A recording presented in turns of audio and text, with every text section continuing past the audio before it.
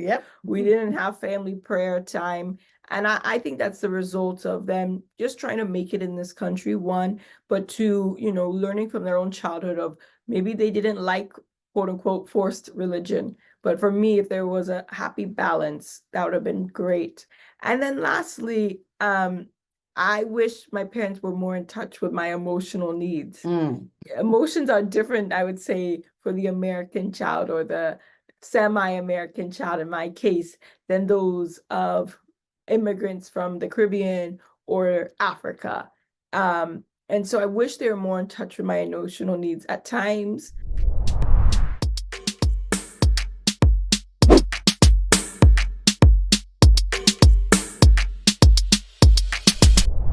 Hello, everyone, and welcome to Chatting with the Experts, another episode being put on by me, Paula Okonneh, the host of this show. Every week, I bring an episode in which I showcase women from Africa and the Caribbean who either live there, that's in Africa or the Caribbean, or they live abroad. And I showcase women who, in turn, educate, inspire, and empower women globally. My guest today is extra special. I say that every week because indeed they are. But my guest today is no one other than my daughter, Amaka. Well, you may wonder why I have her on the show. As I had said initially, this show started out as one being for immigrant women. And so, me being an immigrant woman, have a daughter. And so today we want to talk about the experiences of an offspring of an immigrant, me. For years, my son, I also have a son, would always say, Mom, we have two different types of lives. We have a life in our house as immigrants, and then we go out and we go to school, and it's different.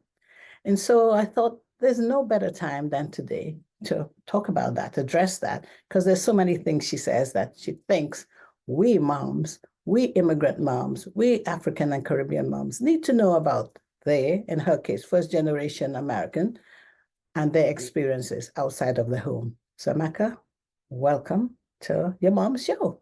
Thank you so much for having me. It's an honor, Mom. I don't take this privilege lightly, so I'm ready. All right. So, do you want to tell my audience a little bit about you? Happily so. I'd love for you all to comment below at some point and guess my age, but I am in my late 20s. I won't say my exact age, and I'm privileged to be the daughter of my mom and my father, whose name is Henry Okonneh. Very privileged for that. I'm a graduate of university. I graduated a few years ago. I studied marketing and communications, but life had some twists and turns, and I found myself working predominantly in the nonprofit space, and now I work in education as I work towards going to law school. So currently studying for my LSAT, and that's going well. Believe it or not, I'm enjoying studying for my LSAT. But naturally, being in your late 20s, they say your 20s is a time that you figure yourself out. And that's certainly been the case for me. And so I'm here to, share some of my personal reflections on what it was like being raised by immigrant parents, the beautiful, the good, and some areas that my mom, who is not perfect, could have improved in, and hopefully future generations learned from my mom's generation's triumphs and not so much so triumphs. And not so much so triumph, she says. So let's talk about the not so much so. That's a tongue twister. It is. Yeah. I'm trying to spin it and not say the failures. So I believe in starting low and rising higher. So let's talk about the lows. So what do you think is one of the things that I could have done better as an immigrant mom? So everyone has different faith perspectives. So I'm going to give you that disclaimer. But for us, as my mom has shared on her show, she is a Christian. She is a believer. So for me, I would have loved to have been rooted more in my Christian faith growing up. We definitely went to church, right? But I wish that growing up, my mom, who was very busy, it's not easy being an immigrant, as many of you all know in the audience. There's challenges. You're trying to navigate a new system. You're trying to sort yourself out. So by the time it was nighttime, my mother found it hard to read the Bible with us, read Bible stories. She'd usually fall asleep. Yep. We didn't have family prayer time. And I think that's the result of them just trying to make it in this country, one, but two, learning from their own childhood of maybe they didn't like quote unquote forced religion. But for me, if there was a happy balance, that would have been great growing up. So that's one thing. I hope to do better with my kids, find a way where it's not like religion, not beating them over the head with it, but find a way that Christianity particularly is a delight and it's something they want to continue to grow in when they become adults. So that's one. But in that same vein, I think a second thing, as believers, we really believe in having purposes and having giftings. And so I wish my parents had raised me to know my giftings and to walk in it. Naturally, as immigrants, I have found among African immigrants, particularly, they aspire, excuse me, for their children to become doctors, lawyers, or bankers, or maybe an accountant. Definitely an accountant, excuse me. And I wasn't like that growing up. I didn't like math. I didn't like science. I liked history. I liked languages. I liked English. And as immigrants, particularly Nigerian immigrants, they're like, what could you do with that? How can you eat? Excuse my false Nigerian accent, excuse me, audience. But yes, and so I felt a lot of my childhood was like, I'm being forced into math, I'm being forced into this, and I can do it, but it wasn't a delight and it was stressful. But I thank God that by the time I got to college, maybe being in America long enough, I learned how to respectfully advocate for myself. And I was able to study communications and marketing, and that was a great happy medium between the arts and the sciences. And post-graduation, I was able to work in the nonprofit space and bring those skill sets. And so my advice to immigrants who have younger kids is take stock of your children's giftings and encourage them to walk in that way. They will be successful. We thankfully live in an economic time where if you're good at something, for the most part, you can make a living from it. You probably will have even more longevity because you're passionate. If your child loves art, you don't have to tell them twice to wake up and practice their art, et cetera, et cetera. So that is my second area where my parents could have improved. But it's funny enough, now I'm working towards law school, the very thing I never thought I was going to do. And then lastly, I wish my parents were more in touch with my emotional needs. Emotions are different, I would say, for the American child or the semi-American child in my case than those of immigrants from the Caribbean or Africa. And so I wish they were more in touch with my emotional needs. At times, what was challenging for me was most certainly not challenging compared to their childhood, but I wish they had taken the time to listen, to learn, and to help me process those emotions as best they could. So that's just three areas that they were not the best in. But here's the thing, I can do better with the next generation. And I was always raised, here's one thing among many other things my parents really taught me. One, you always want to aspire to do better than the previous generation. So I can improve in those three areas with my children, God willing. But a second thing that I felt my parents did a really, really good job in is instilling in us excellence, instilling in us perseverance, instilling in us hard work. My parents had their challenges, but I always thought if my parents have a challenge, they're going to overcome it because they're not quitters and they're responsible adults who loved each other and love not only their children, but their own extended families. And so my parents did a great job in showing me what it looks like to be resilient. That's a very key buzzword this day and age, resilience. A lot of parents are asking themselves, how can I teach my kids resilience? Well, I'll give you an example. One is model it. That's one of the best teachers. It's not just your words as parents, it's your actions. And my parents were most certainly resilient. Two, I would say my parents didn't let me quit everything that I wanted to quit. A good example is Kumon, a Japanese learning and reading center. I hated it. Let me be honest. But you know what? I am so thankful my parents paid for it and drove me there and made me do my Kumon. Why?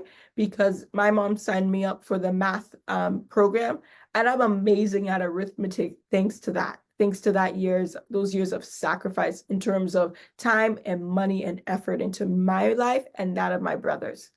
And I would say the third thing my parents taught me was generosity.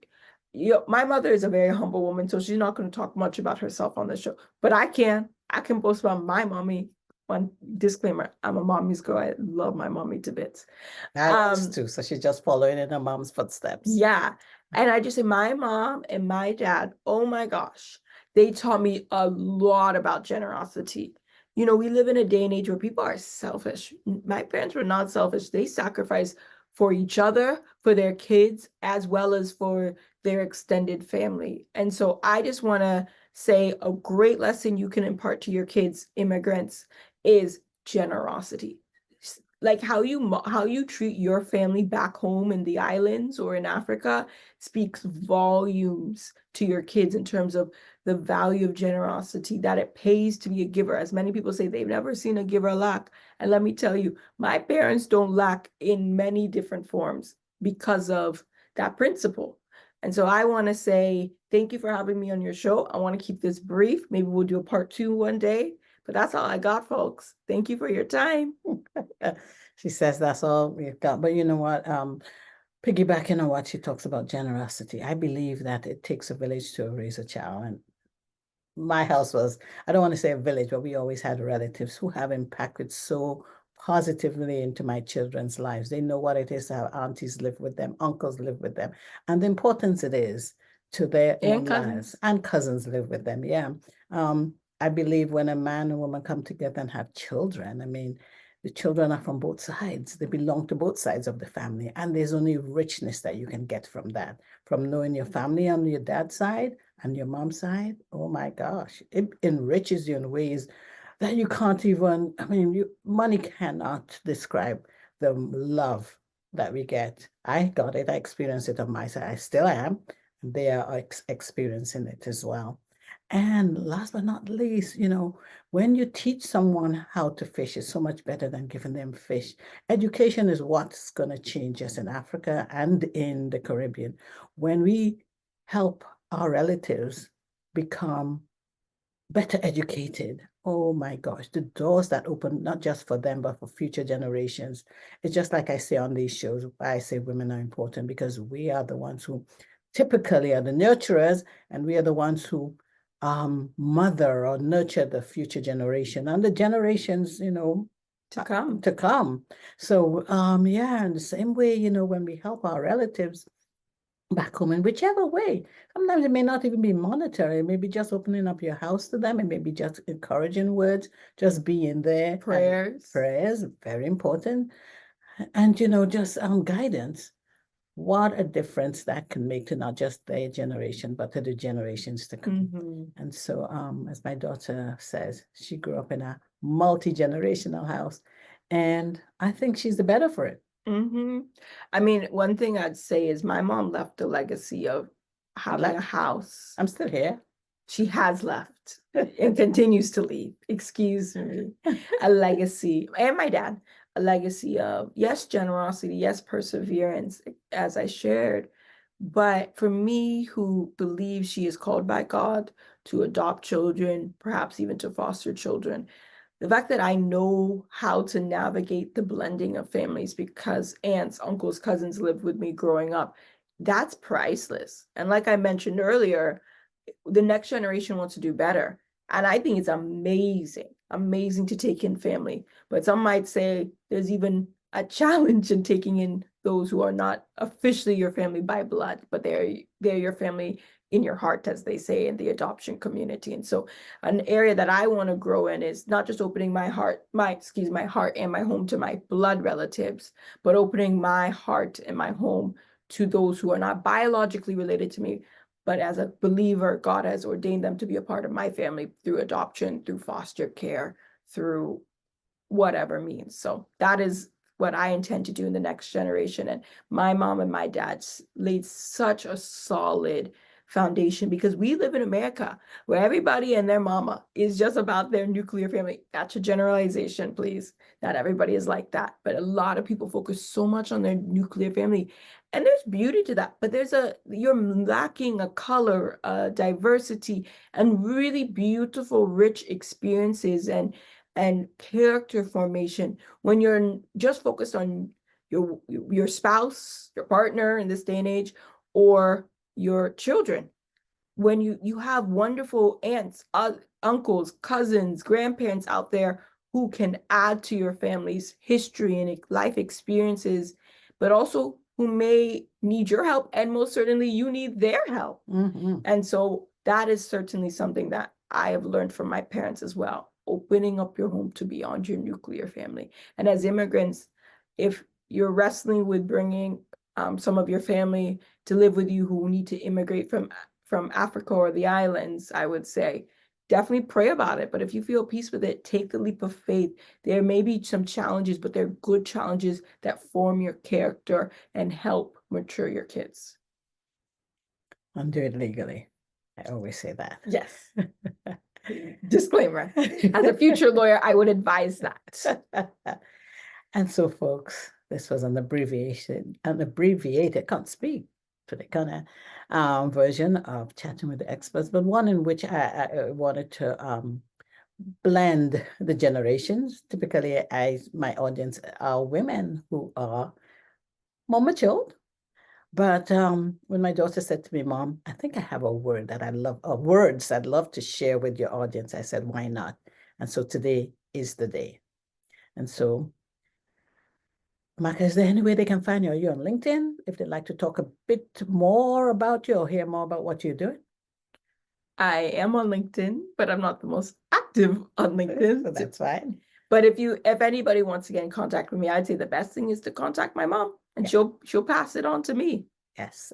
And I can be contacted on my website, which is chattingwiththeexperts.com, or you can reach out to me on LinkedIn.